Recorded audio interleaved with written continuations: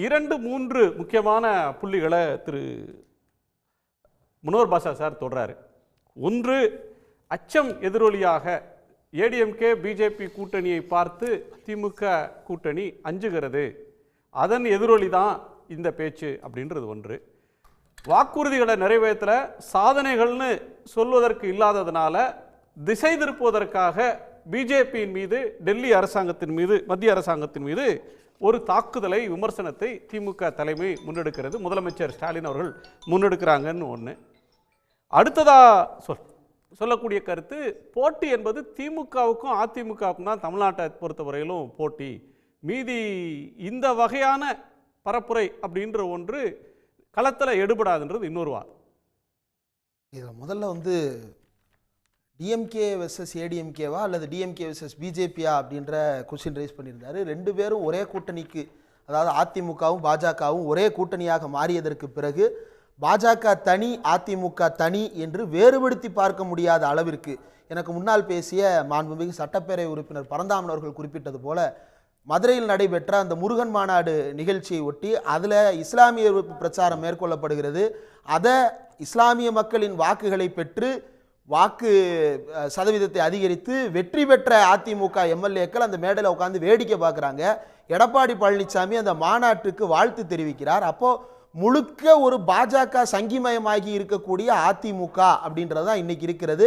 பழைய அதிமுக அல்லது குறைந்தபட்ச திராவிட சிந்தனையை வெளிப்படுத்துகின்ற, அல்லது பெரியாரின் பெயரை சொன்னால் குறைந்தபட்சம் அஞ்சுவது போல நடிக்கின்ற அதிமுகவாக கூட இன்றைய அதிமுக இல்லாமல் மாறி இருக்கிறதுங்கும் பொழுது ஃபைட் அப்படின்றது டிஎம்கே வெர்சஸ் பிஜேபியாக மாறிய அதிமுக அப்படின்னு சேர்த்து தான் அதை பேச வேண்டியிருக்கிறது. ரெண்டாவது, வாக்குறுதிகளை நிறைவேற்றவில்லை அப்படின்றது குறித்து கேள்வி வந்தது. வாக்குறுதிகளை நிறைவேற்றுவது அப்படின்றத பொறுத்தவரையில் கொடுத்திருந்த பெரும்பான்மையான அல்லது முக்கியமான வாக்குறுதிகள் அனைத்தையும் நிறைவேற்றி இருக்கிறார்கள். என்னென்ன வாக்குறுதி நிறைவேற்றப்பட்டிருக்கிறது என்பதை கூட கிட்டத்தட்ட 6 மாதம் அல்லது 2 மாதத்துக்கு ஒரு முறை கூட தொடர்ச்சியாக திமுக தரப்பிலிருந்து விளக்கம் கொடுக்கப்பட்டு தான் இருக்கிறது. ஆனாலும் எதையுமே செய்யலை அப்படின்னு வழக்கமான ஒரு அரசியல் பிரச்சாரத்தை எடுத்திருக்கிறார்கள். மக்கள் மத்தியிலே எடுபடாது. மகளிருக்கு உரிமை தொகை கொடுக்கப்பட்டு கொண்டிருக்கிறது, புதுமை பெண் திட்டம், நான் முதல்வன் திட்டம், தமிழ் புதல்வன் திட்டம், ஒவ்வொரு திட்டமும் என்ன மாதிரியான தாக்கத்தை ஏற்படுத்துகிறது, ஐஐடியில் எத்தனை பேர் தமிழ்நாடு அரசு பள்ளி மாணவர்கள் படிச்சுட்டு இருக்கிறாங்கன்றது குறித்தெல்லாம் மக்கள் நேரடியாக பார்த்துட்டு இருக்கும் பொழுது இது எதையுமே செய்யலை அப்படின்ற பொத்தாம் பொதுவான பிரச்சாரத்தை மக்கள் நிராகரிப்பார்கள். மூணாவது, திமுகவுக்கு இந்த கூட்டணியை பார்த்து பயம் வந்திருக்கிறது அப்படின்னு. இந்த கூட்டணியை பார்த்து திமுகவிற்கு பயம் வந்தது அப்படின்னு சொல்றதை விட தேர்தல் களத்தில் மக்களுக்கு பயம் வந்திருக்கிறது. அதிமுகவும் பாஜகவும் சேர்ந்து நிற்கின்ற இந்த கூட்டணியை பார்த்து மக்களுக்கு அதிமுக என்னவாக மாறி இருக்கிறது.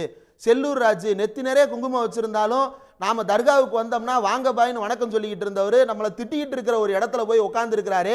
இவருக்காக ஓட்டு போட்டோம்னு ஓட்டு போட்ட கைக்கு நடுக்கம் ஏற்பட்டிருக்கிறது. ஏற்கனவே ராஜேந்திர பாலாஜி இஸ்லாமிய வெறுப்பை பேசியதன் காரணமாக மக்களால் விரட்டப்பட்டவர், மீண்டும் விரட்டுவதற்கு மக்கள் தயாராகிறாங்க. இப்படி மக்களுக்கு அச்சத்தை ஏற்படுத்தி இருக்கக்கூடிய கூட்டணியாக இருக்கிறது. திமுகவுக்கு அச்சத்தை ஏற்படுத்துகிறது என்பது திமுகவுக்கு அல்ல, மக்களுக்கு. திமுகவுக்கு அப்படின்னு பார்க்கும் பொழுது இதுல திமுக பயப்பட வேண்டிய அவசியமே இல்லை. காரணம் என்ன அப்படின்னா, திமுகவினுடைய கட்டமைப்பு ரீதியாக இந்த ஓரணியில் தமிழ்நாடு அப்படின்றத திமுக டிசைன் பண்ணி இருக்கக்கூடிய இந்த பேட்டர்ன் மக்களிடம் செல், அவர்களிடமிருந்து கற்றுக்கொள், அவர்களை அதற்கு பிறகு வழிநடத்து அப்படின்னு அண்ணா சொன்ன அந்த பேட்டர்ன்ல துளி கூட மாறாமல் இது அப்படியே மாறி இருக்கிறது. முன்பு திண்ணை பிரச்சாரம் என்று நடத்தப்பட்டது, இன்றைக்கு அது டேட்டா ட்ரிவனா, சிஸ்டமேட்டிக்கா, அதுக்கான வெரிஃபிகேஷன் ப்ராசஸோட எல்லா வகையிலும் திமுக உறுப்பினர்கள் வீடு வீடாக இன்றைக்கு நேரில் போய் தங்களுடைய விளக்கத்தை சொல்லுகிறார்கள். 6 கேள்விகளை முன் வச்சு இந்த இதுல ஆம் இல்லை அப்படின்ற பதில்களை வாங்குறாங்க. முதல் நிலையா பிரச்சாரத்திற்கு போகும்போது தமிழ்நாட்டின் மண் மொழி மானம் காப்பாற்றப்பட வேண்டும் என்று நினைப்பவர்களா, அதே நேரத்தில் விவசாயிகள், மீனவர்கள், மகளிர் உரிமைக்கான நலத்திட்டங்கள் தொடர வேண்டும் என்று நினைக்கிறீர்களா, கல்வி நிதி மாநில வளர்ச்சிக்கானது உள்ளிட்டவற்றையெல்லாம் காப்பாற்ற வேண்டும் என்று நினைக்கிறீர்களா, டெல்லியின் அதிகாரத்திற்கு அடிபணியாமல் தமிழ்நாட்டின் உரிமையை காக்க வேண்டும் என்று நினைக்கிறீர்களா, இவை அனைத்திற்கும் மு.க. ஸ்டாலின் நம்பிக்கையான தலைவர் என்று நீங்கள் நம்புகிறீர்களா, அப்படியானால் ஓரணியில் தமிழ்நாடு எங்களோடு கரம் கோர்க்க விரும்புகிறீர்களா அப்படின்னு ஓப்பன் எண்டான ஒரு கொஸ்டினோட இப்ப அக்னீஸ்வரன் சார் பல்வேறு கேள்விகளை எழுப்பினார். இந்த கேள்விகள் நிச்சயமாக அக்னீஸ்வரன் சார் வீட்டுக்கு அந்த ஓரணியில் தமிழ்நாடு அப்படின்ற அந்த கேம்பெயின்ல திமுக இருக்கக்கூடிய ஒரு பகுதி செயலாளர் அவருடைய கேள்விகளுக்கு வீட்டிற்கே பதில் சொல்வார் அப்படின்னு நான் உறுதியா நம்புறேன். ஏன் அப்படின்னா இதுதான் 2-வே கம்யூனிகேஷன். மக்களிடம் போகும் பொழுது மக்களும் கேள்வி எழுப்புகிறார்கள், அந்த கேள்விக்கு பதில் சொல்லத்தான் போகிறார்கள். 100 வீடுக்கு ஒரு குரூப் போட்டு ஒவ்வொரு பேரும் ஒவ்வொருத்தரும் அந்த வீட்டுக்கு, அதாவது இதனுடைய திட்டம் சரியாக செயல்படுத்தப்பட்டால் ஒவ்வொரு பூத்துக்கும் திமுகவுக்கு 30% வாக்குகள் அப்படின்றது உறுதியானதாக மாறுகிறது. அப்போ இது அதிமுகவிற்கு கலக்கத்தை ஏற்படுத்துகிறது. திமுக சிஸ்டமேட்டிக்கா இன்னும் தன்னை பலப்படுத்தி கொண்டே இருக்கிறது. ஒரு பக்கம் இளைஞரணியின் மூலமாக, ஒரு பக்கம் தலைமை மட்டுமா பண்ணது. அதிமுகவும் ஐடிவிங்க பலப்படுத்துறாங்க. எதிர்க்கட்சி தலைவர் எடப்பாடி பழனிசாமி ஒவ்வொரு தொகுதியாக போறதா சொல்லியிருக்கிறாரு. நடைபயணமோ அந்த தொகுதி வாரியான சுற்றுப்பயணத்தை வந்து பண்ண போறாரு. மற்ற கட்சிகளும் வந்து வேகம் எடுத்து அவங்களுடைய செயல்பாட்டை கள அளவுல பூத்துல வந்து யூத்தை போடுங்க, பூத் ஏஜெண்டா அப்படின்னு சொல்ற அளவுக்கு நகர்ந்துருக்காங்களே. பூத்துல யூத் போடணும், நாங்க என்ன வச்சுக்கிட்டா வஞ்சகம் பண்றோம்னு எம்ஆர் விஜயபாஸ்கர் அழுகிறாருல, அந்த நிலைமையில தானே கட்சி இருக்கிறது. நாங்க என்ன வச்சுக்கிட்டா போட மாட்டேன்றோம், நான் ஓப்பனா சொல்லிட்டேன், யாரும் சொல்ல மாட்டாங்க அப்படின்னு எடப்பாடி பழனிசாமி அவர்களிடமே நேரடியாக இதுதாங்க நிலவரம், கட்சிக்கு ஆள் இல்லைங்கன்னு ஓப்பனா பேசி இருக்கிறாருல. இதுக்கு மேல வேற என்ன வேணும்? ஆனா திமுகவினுடைய நிலவரம் அப்படியா? 100 வீட்டுக்கு ஒரு குரூப் போகுது.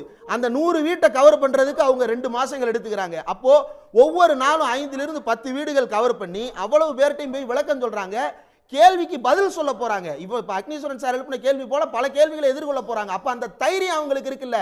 இந்த தைரியம் அதிமுகவுக்கு இருந்திருந்தால் வீடு வீடாக போய் பிரச்சாரம் செய்வது அல்லது பூத் லெவல்ல பிரச்சாரம் செய்வது அப்படின்றத ஆரம்பிச்சிருக்கணும். நீங்க சொன்னது போல சுற்றுப்பயணம் போகிறேன், ஏற்கனவே ஒரு முறை அறிவிப்பு வெளியிட்டார். என்ன ஆனது? செல்லூர் ராஜு கூட்டத்தில் சேறு பறந்தது, எடப்பாடி பழனிசாமி பங்கருக்குள் பதுங்கினார். இதுதான் நடந்தது. அதே போல இன்னொரு நடிகர் ஒருத்தர் நானும் கிளம்ப போறேன்றாரு. இன்னைக்கு அந்த கட்சியினுடைய கொள்கை பரப்பு செயலாளர்னு ஒருத்தர் பேசுறாரு, தலைவர் ஷூட்டிங்ல இருக்கிறாரு அப்படின்னு. தமிழ்நாட்டையே உழுக்கிற அளவுக்கு எது நடந்தாலும் நாங்க ஷூட்டிங்ல தான் இருப்போம்னு ஒருத்தர் சொல்றாரு, இன்னொருத்தர் பங்கரை விட்டு வெளியவே வரமாட்டேன்றாரு. இதுதான் நிலைமையா? இப்படித்தான் தமிழ்நாட்டுடைய அரசியலை நம்ம எதிர்பார்க்கிறோமா? திராவிட இயக்க அரசியலை கூர்தீட்டுவதற்கான களமாக தமிழ்நாட்டு களத்தை பயன்படுத்துவதற்கு யாருக்கும் உரிமை இருக்கிறது. ஆனால் அதை இன்றைக்கு இருக்கக்கூடிய அதிமுகவோ அல்லது வந்து தாவேகா உள்ளிட்ட புதுமுகங்களோ ஏதாவது செய்திருக்கிறார்களா? ஒண்ணுமே செய்யலையே. செய்வதற்கான எந்த விதமான வேலைப்பாடுகளும் அதிமுக இல்லை. செயல் திட்டம் ஏதாவது இருக்கிறதா? அதிமுக ஒன்றும் இல்லை. திமுக வந்து கடந்த மாதம் இந்த டோர் டு டோர் கேம்பெயின் அப்படின்றத திமுக இன்டர்நெட் அல்ல, கடந்த 2 ஆண்டுகளாக ரொம்ப மும்முரமாக இல்லம்தோறும் இளைஞரணின்னு முதல்ல ஆரம்பிச்சாங்க. அதற்கு பிறகு இளம் பேச்சாளர்களை கண்டுபிடிக்கிறதுன்னு கல்லூரியில் பயிலுகின்ற மாணவர்களை அழைப்பு கொடுத்து 17,000 பேரை செலக்ட் பண்ணி இன்னைக்கு தொகுதிக்கு 2 இளம் பேச்சாளர் திமுக வைத்திருக்கிறது, 25 வயது நிரம்பிய இளைஞர்களாக. அதிமுகவில் இப்படி தமிழ்நாடு முழுக்க ஒரு 10 பேரை காட்ட முடியுமா? அப்படி இல்லாத சூழ்நிலையில எப்படி திமுகவை இவர்கள் எதிர்கொள்ள போகிறார்கள்? இன்னொன்னு, இதுல கொள்கை ரீதியாக திமுக முன்னெடுத்திருக்கின்ற எந்த விஷயத்தை பற்றியாவது அதிமுகவிற்கு கவலை இருக்கிறதா? இப்ப அக்னீஸ்வரன் சார் வந்து கேட்கிறாரு, அமர்நாத் ராமகிருஷ்ணன் பணியிட மாற்றத்தை உங்களால் தடுக்க முடிந்ததா அப்படின்னு சொல்லிட்டு. ஒன்றிய அரசு பணியாளர்கள் தேர்வாணையத்திலிருந்து போடப்பட்ட ஒருத்தரை ஸ்டேட் கவர்மெண்ட் மாற்ற முடியலையான்னு கேட்கிறாரு. ஒரு வழக்கறிஞர் இந்த கேள்வியை கேட்கறதா என்னால புரிஞ்சுக்கவே முடியல. எடப்பாடி பழனிசாமி கேட்கிறாருன்னா அவர் அரசியலா கேட்கலாம். வழக்கறிஞர் ஒருத்தர் இந்த கேள்வியை கேட்கிறாருன்னா மக்களை முட்டாள்னு நினைச்சிட்டு இருக்கீங்களா? யாரை மாத்துறது? இப்ப தமிழ்நாட்டில் ஒரு எஸ்பியை சஸ்பெண்ட் பண்ணிருக்காங்க, அவரை டிஸ்மிஸ் பண்ண முடியுமான்னு கேட்கிற மாதிரி இருக்கு. எஸ்பி எங்க இருந்து அப்பாயிண்ட் ஆகிறாரு? யூனியன் பப்ளிக் சர்வீஸ் கமிஷன் பெங்களூர்ல அந்த ஸ்டாம்பீடுக்கு காரணமாக இருந்தவர்னு சொல்லிட்டு ஒரு எஸ்பியை அந்த கர்நாடகா கவர்மெண்ட் வந்து பணியிடை நீக்கம் செய்கிறது. அதற்கு ஒன்றிய மத்திய பணியாளர் தேர்வாணையத்திலிருந்து மறுப்பு தெரிவிக்கிறாங்க. எந்த அடிப்படையில் அவர் மேல நடவடிக்கை எடுத்தீங்க? அவரை சஸ்பெண்ட் பண்ணதே தப்பு அப்படின்னு சொல்லிட்டு. அப்போ அதிகாரமே இல்லாத ஒரு இடத்துல வந்துட்டு நீங்க என்ன பண்றீங்கன்னு பூட்ட ஆட்டுறதுக்கு பதிலாக பூட்டி சாவியை ஒளிச்சு வச்சிருக்கிற ஒருத்தன்ட்ட போய் சாவியா கொண்டாடா பூட்ட திறக்கணும்னு கேட்கறதுக்கு பதிலாக சாவி இல்லாத ஒருத்தர் நீ ஏன் கள்ளச்சாவி போட மாட்டேன்றன்னு கேட்கிற கதையாக இருக்கிறது இந்த கேள்விகள் எல்லாம். ஒன்றிய அரசுக்கும் மாநில அரசுக்கும் இன்றைக்கு கீழடியில நாங்க தான் நிதி ஒதுக்கணும்னு பெருமையா பேசுறாரு எடப்பாடி பழனிசாமி. அந்த கீழடின்ற விவகாரத்துல தமிழ்நாட்டினுடைய இன உரிமை பிரச்சனை அடங்கி இருக்கிறது என்பதை பேசுவதற்கு அவருக்கு குறைந்தபட்ச செயல் திட்டமாக இருக்கிறதா? கிடையாது. காரணம் என்ன அப்படின்னா, திராவிடம்னா என்னன்னே தெரியாத ஒருத்தர், முருகன் மாநாடுன்னு சங்கிகள் நடத்துற மாநாட்டுக்கு வரவேற்பு தெரிவிக்கிற ஒருத்தருக்கு கீழடி நாகரிகத்தை பற்றி பேசுவதற்கும் இரும்பு கால நாகரிகத்தை தமிழன் வைத்திருந்தான் என்று பேசுவதற்கும் குறைந்தபட்ச சிந்தனை ஓட்டமே வராது. அப்படியான ஒரு தலைமையாக அந்த தலைமை மாறி இருக்கிறது. அதனாலதான் அங்க இளைஞர்கள் இல்ல, கொள்கை இல்ல, கட்டுப்பாடு இல்ல, சேறு பறக்கிறது. திமுக நடக்கலையே. உடனுக்குடன் செய்திகளை தெரிந்து கொள்ள சன் நியூஸ் பெல் ஐகானை கிளிக் பண்ணுங்க.